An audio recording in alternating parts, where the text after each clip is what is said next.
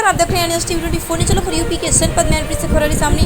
सपा अध्यक्ष अखिलेश यादव की प्रेस वार्ता में शिवपाल यादव, डिम्पल यादव भी रही मौजूद। आपको बता दें कि बीजेपी पर साधा निशाना।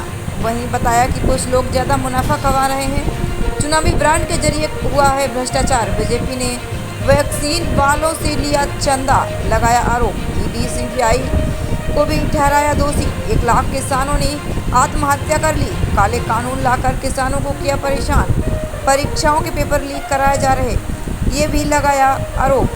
ये आरक्षण नहीं देना चाहते, इसलिए पेपर लीक कराते हैं, ये भी लगाया आरोप। ये दिखाते पूरी खबर सहयोगी संवाददाता विवेक कुमार अग्निहोत्री के साथ में पूरी रिपोर्ट।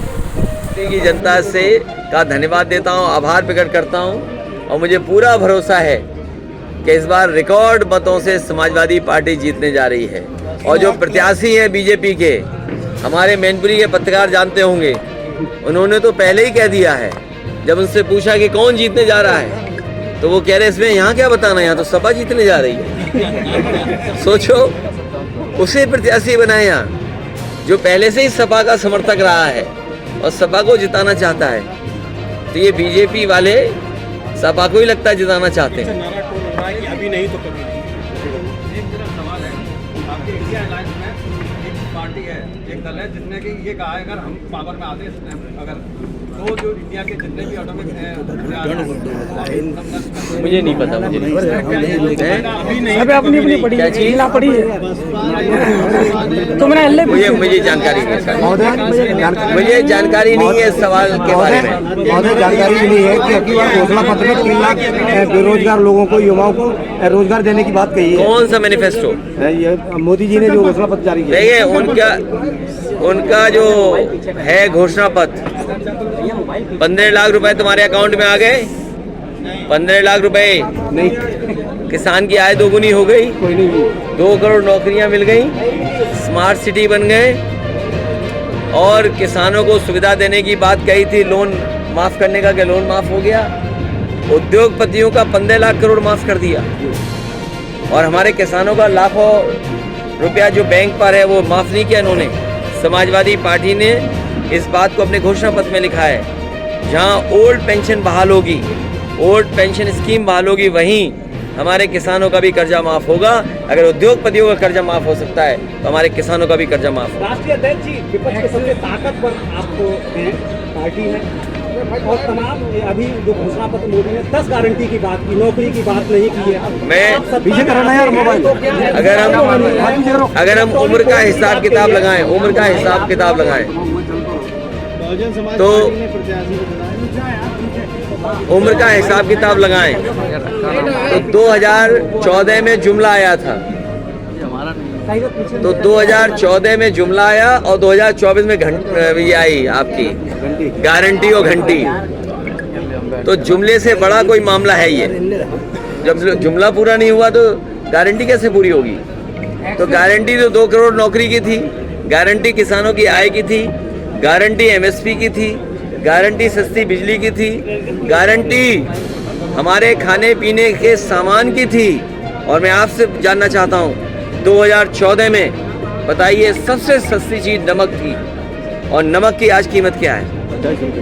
तो जो 14 में नमक सस्ता था, आज बताओ कितना हो गया महंगा?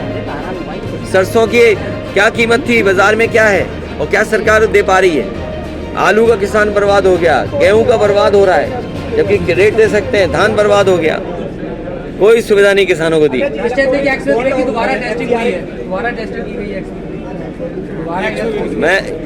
इन्होंने कोई दूसरा ऐसा एक्सप्रेस वे नहीं बनाया जहां पर कहीं हवाई जहाज उतर सकें।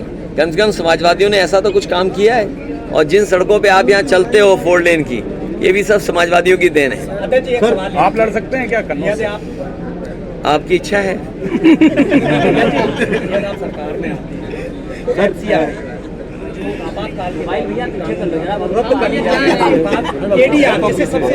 देखिए, मेरे साथी ने ठीक पूछा, क्या आपको पता था कि अग्निवीर जैसी व्यवस्था लागू हो जाएगी?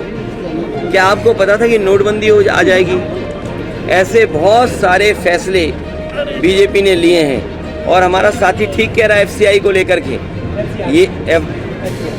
ये ठीक कह रहा है इसी तरह भंडारण के लिए प्रधानमंत्री कह रहे थे कि भंडारण की हम इंतज़ाम कर रहे हैं, लेकिन सरकारी भंडारण नहीं करेंगे, ये प्राइवेट भंडारण करेंगे।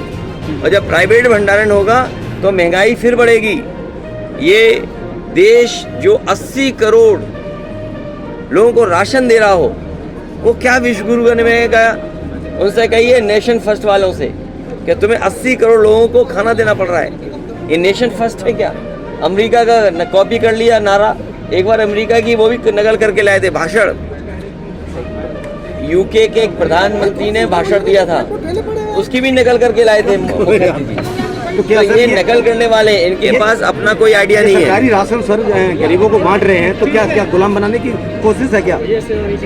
समाजवादियों ने कहा है कि पौष्टिक खाना मिले गरीबों को, पौष्टिक खाना मिलेगा तो उनका स्वास्थ्य बेहतर होगा। और आज हर चीज़ मोबाइल और इंटरनेट से के माध्यम से मंगाई जा सकती है, जानकारी हासिल की जा सकती है और डिजिटल डिवाइड में सबसे बड़ी भूमिका निभाएगी। इसलिए समाजवादी पार्टी ने अपने मैनिफेस्टो में कहा है कि हम स्वादिष्ट पौष्टिक आटा देंगे।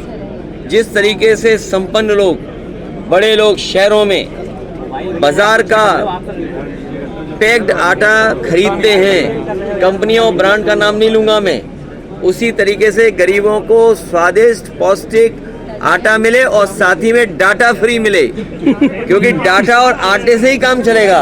ठीक है। बहुत धन्यवाद आपका।